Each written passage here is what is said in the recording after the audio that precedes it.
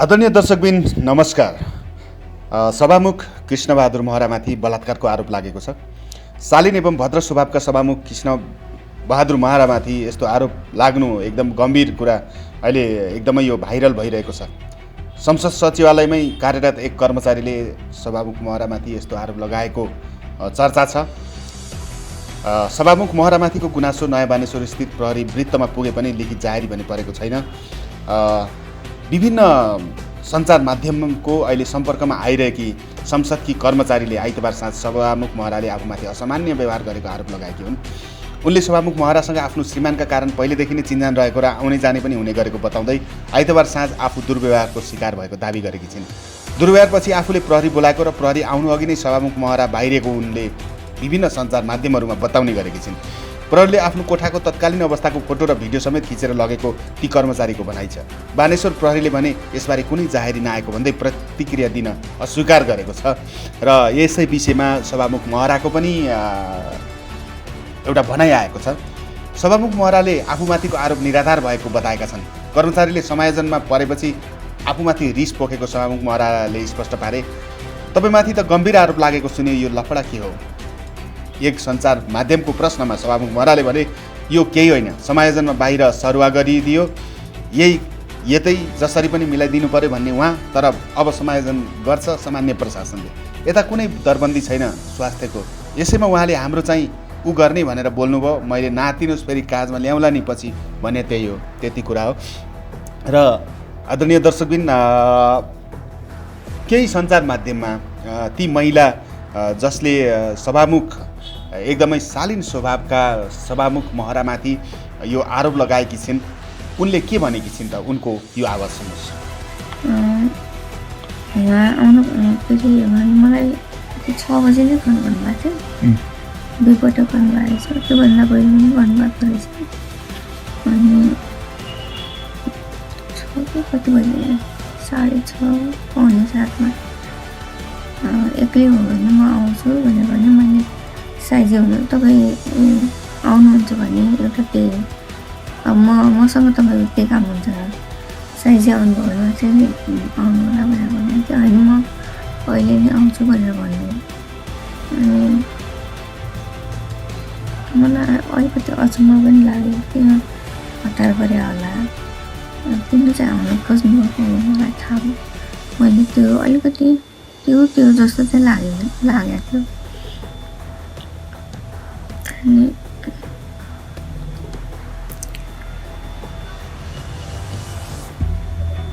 त्यसपछि आउनुभयो। आइसकेपछि त्यो रक्सी पनि लिएर आउनु भएको रहेछ। अनि ल आज दसैँ मनाउने गरौँ भनेर भन्नुभयो। मैले सर म खान्न, पहिला पनि अब सर भनिराखेँ हामीले, सर म चाहिँ खान्न, मलाई टाउको दुख्छ भनेर भन्यो। होइन खानुपर्छ भनेर भन्नुभयो। अनि त्यसो भने मैले 2टा गिलास लगिसकेपछि 2टामा किन खाने, एउटामा खाऊँ भन्नुभयो अघि। अनि एउटामा खायो भने ज्वरो खानु हुँदैन भन्छन्, म चाहिँ खान्न एउटामा भनेर भन्यो।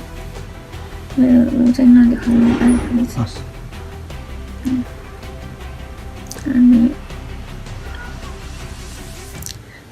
2 गिलास खानुभयो, खाएर पनि आउनु भएको थियो। फेरि 2 गिलास पनि खानुभयो, बोकेर पनि आउनु भएको थियो।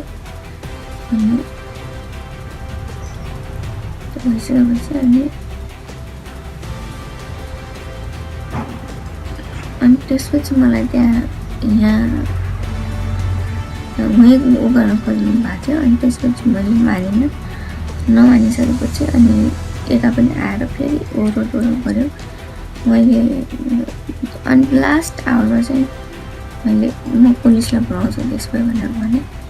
तपाईँको हातपात भएको घाउहरू देखिन्छ, निलोहरू देखिन्छ, त्यो चाहिँ तपाईँलाई रेप एटेम्प गरिसकेपछिको घटना हो कि यो त्यसपछि त्योभन्दा अगाडि के हो? गरिसकेपछिको घटना हो। तपाईँलाई रेप गरेपछि कुटपिट गर्यो? अनि सामानहरू पनि त्यहाँ यताउता छरिएको ओरिएको देखिया छ, किचनदेखि त्यो तपाईँको बेडरुमदेखि अर्को कोठासम्म। अहिले त त्यो केही पनि होइन, मैले अलिकति मिलाएँ मात्रै, किन यतिकै राख्नु भनेर मैले मिलाएको। तर अब अनि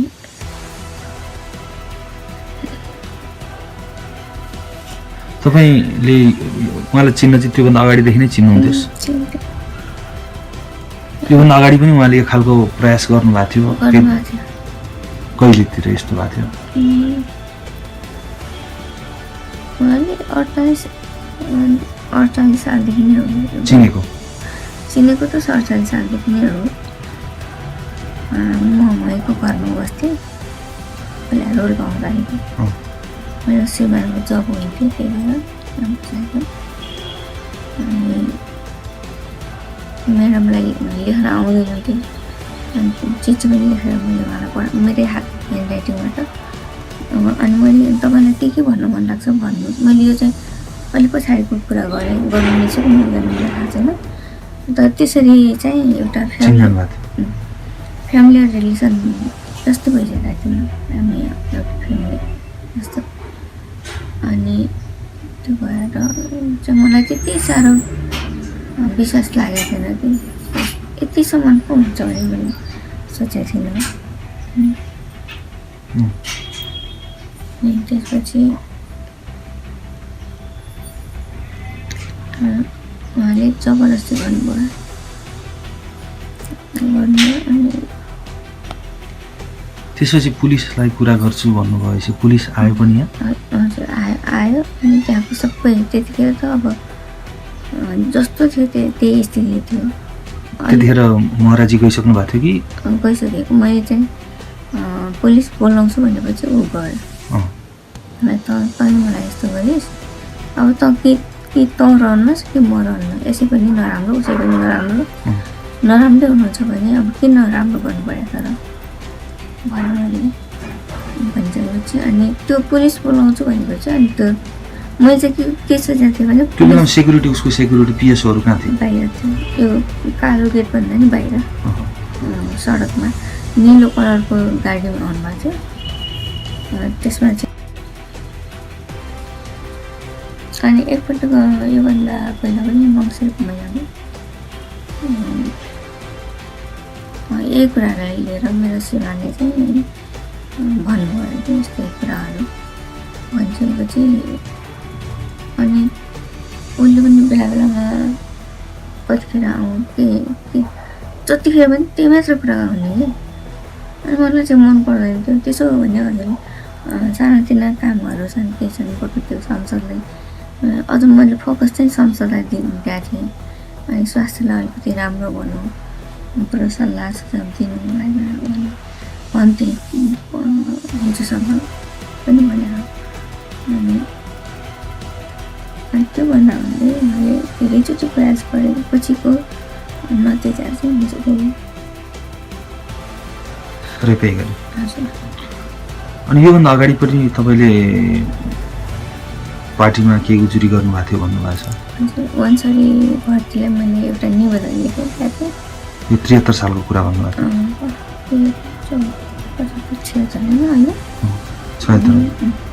73 सालको कुरा हो।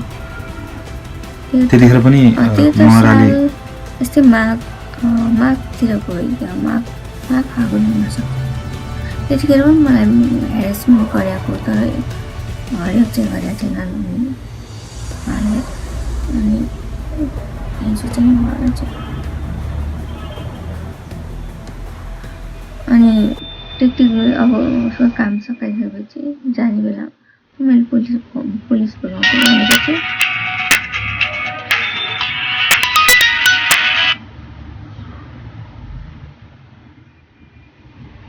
हजुर भन्नु त्यो सामान्य घटना। मलाई यत्रो कुटेर निलडाम पारेर पारञ्जन पनि सामान्य नै भयो।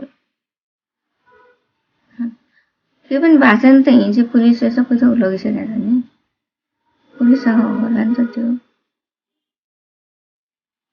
अब यस्तो तपाईँहरूको म एउटा कुरा के भन्छु भने हरेक कुरालाई राजनीतिमा नढाल्नुहोस् के।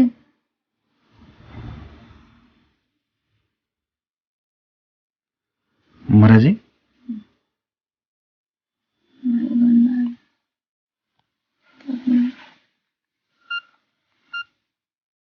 सामान्य घटना हो, यसलाई चाहिँ हुनु भन्नु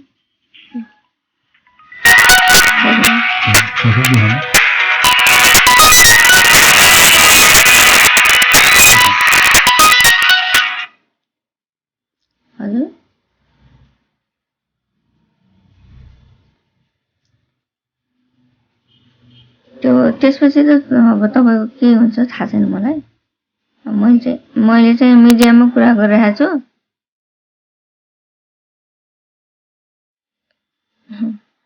तपाईँको यस्तै बानीले गर्दा, तपाईँको बानीले गर्दा हो कि तपाईँको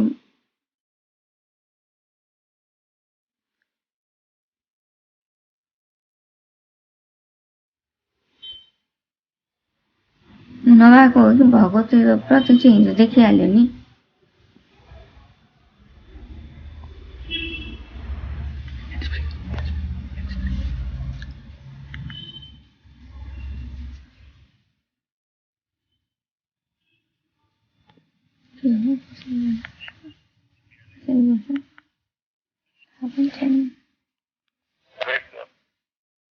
हजुर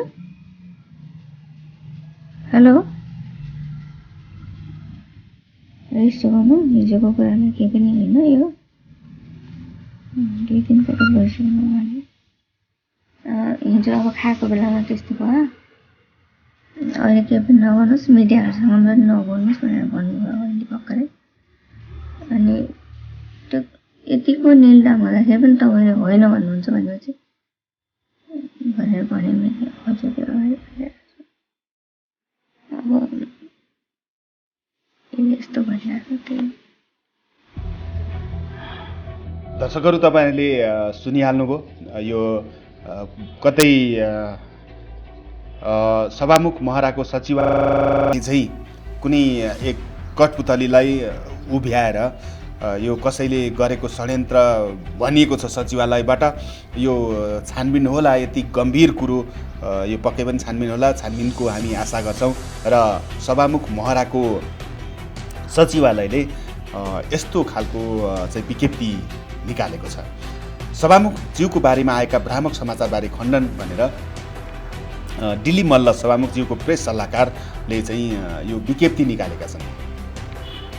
सम्माननीय सभामुख कृष्णबहादुर महरालाई गम्भीर आरोप लगाई विभिन्न अनलाइन सञ्चार माध्यममा आइरहेका समाचारहरूप्रति मेरो गम्भीर ध्यानाकर्षण भएको छ। सभामुख ज्यूलाई कल्पनै गर्न नसकिने निकै गम्भीर आरोप लगाई आएको समाचारले हामी सबैलाई निकै स्तब्ध बनाएको छ। यी निराधार, कपोल, कल्पित र निकै गम्भीर आरोपप्रति कडा आपत्ति जनाउँदै त्यसमा कुनै पनि सत्यता नभएकोले यस्तो भ्रममा नपर्न सबैमा जानकारी गराउँदछु। समाचारमा उल्लेख गरिए जस्तो सभामुख ज्यूले कसैलाई पनि दुर्व्यवहार गरेको कुरा कल्पना समेत गर्न सकिँदैन। हिजो आइतबार घटना भएको भनी जसरी सभामुखज्यूको चरित्र हत्या गर्ने दुष्प्रयास छ त्यसमा कुनै पनि सत्यता नभएको म सम्पूर्ण मिडिया र सञ्चारकर्मी साथीहरूमा जानकारी गराउँछु। सभामुखज्यू हिजो असोज 12 गते आइतबार दिउँसो 12 बजे सिंहदर स्थित आफ्नो कार्यकक्षमा गएको र दिउँसो 2 बजेदेखि बालवाटार निवासमा फर्केको बाहेक उहाँ त्यसपछि अन्यत्र कहीँ नगएको पनि म यसै विज्ञप्तिबाट प्रष्ट पार्न चाहन्छु। साथै समाचारमा आएको जस्तो चस्मा, जुत्ताका कुरा पुरै निराधार भएको र उहाँको चस्मा आफैसँग रहेको र सभामुखज्यूले त्यस प्रकारको जुत्ता समेत प्रयोग नगरेको पनि यहाँ उल्लेख गर्न चाहन्छु। सङ्घीय संसद सचिवालयमा स्वास्थ्य शाखाको कुनै दरबन्दी नभएको र संसद सचिवालयमा कार्यरत स्वास्थ्य कर्मीहरू र ती महिला कर्मचारीले समेत समायोजनको प्रसङ्ग चल्दै गर्दा संसद सचिवालयमै स्वास्थ्यको दरबन्दी हुनुपर्छ भनी माग गरिरहेको अवस्था थियो। तर कर्मचारी समायोजनमा सामान्य प्रशासन र स्वास्थ्य मन्त्रालयले नै सबै प्रक्रिया मिलाउने हुँदा मैले त्यसमा काम नगरेको भनी स्वास्थ्य शाखाका कर्मचारीहरू र ती महिला पनि असन्तुष्ट थिए। सोही असन्तुष्टिलाई लिएर सभामुखज्यूको बारेमा पुरै गलत, कल्पित र अनर्गल समाचार प्रभाव भएकोमा सभामुखज्यू समेत निकै दुखित र आश्चर्यचकित हुनुभएको छ। यो प्रकरणबाट जुन किसिमले सभामुखज्यूको राजनीतिक उचाइ, व्यक्तित्व र प्रतिष्ठालाई सिध्याउने षड्यन्त्र भएको छ यो निकै सुनियोजित र योजनाबद्ध रूपमा भइरहेको छ। यो जहाँबाट भइरहेको छ यो कुनै पनि किसिमको क्षमा हुन सक्दैन।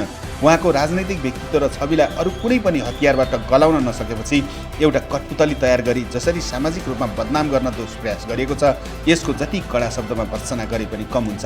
सभामुखज्यूलाई लगाइएको निराधार र कल्पित आरोपप्रति कडा आपत्ति जनाउँदै त्यसमा कुनै पनि सत्यता नभएकोले भ्रममा नपर्न सबैमा पुनः विनम्र अनुरोध गर्न चाहन्छु। आदरणीय दर्शकहरू, यो हिजो नै 13 गते दिल्ली मल्ल सभामुखज्यूको प्रेस सल्लाहकार भनेर दिल्ली मल्लजीले यो विज्ञप्ति जारी गर्नुभएको छ।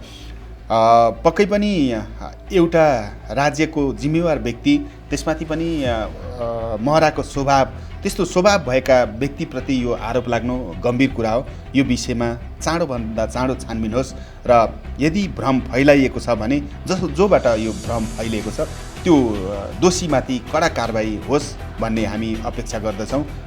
कुनै यसबारेमा आउने अन्य अपडेट पनि तपाईँहरू सामु हामी प्रस्तुत गर्नेछौँ। कृपया हाम्रो च्यानललाई सब्सक्राइब गर्न नभुल्नुहोला।